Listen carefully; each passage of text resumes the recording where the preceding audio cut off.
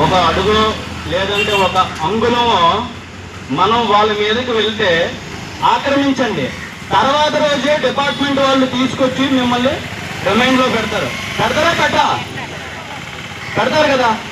కానీ మనకి ఇన్ని పిఓ యాక్ట్లు ఉన్నా, ఏవైతే ప్రివెంటేషన్ ఆఫ్ అట్రాసిటీస్ ఉన్నా, ఎస్సీ ఎస్టీ అట్రాసిటీస్ ఉన్నా, ఎక్కడా కూడా పోలీస్ డిపార్ట్మెంట్ వారు కానీ ఎంఆర్ఓ డిపార్ట్మెంట్ వారు కానీ వాళ్ళు కూడా క్యాస్ట్ డిస్క్రిమినేషన్ చూపిస్తూ న్యాయం చేయడం లేదు ఈ రోజు వరకు.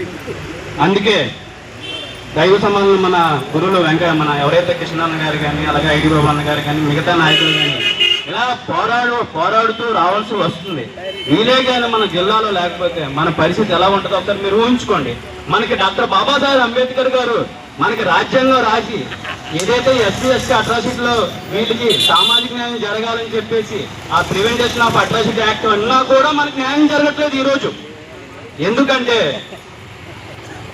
కుల వివక్ష, అధికారులు కూడా మన మీద కుల వివక్ష చూపిస్తారు, డిపార్ట్మెంట్ వారు కూడా కుల వివక్ష చేస్తారు.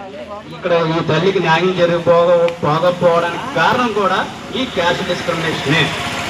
సో దీన్ని మనం అందరం కూడా కలిసికట్టుగా పోరాడి ఆవిడికి న్యాయం చేసినంత వరకు మనం ఆవిడికి వెన్నుదన్నుగా ఉండి పోరాటంలో విజయం సాధిస్తామని చెప్పేసి నేను మనస్ఫూర్తిగా కోరుకుంటున్నాను.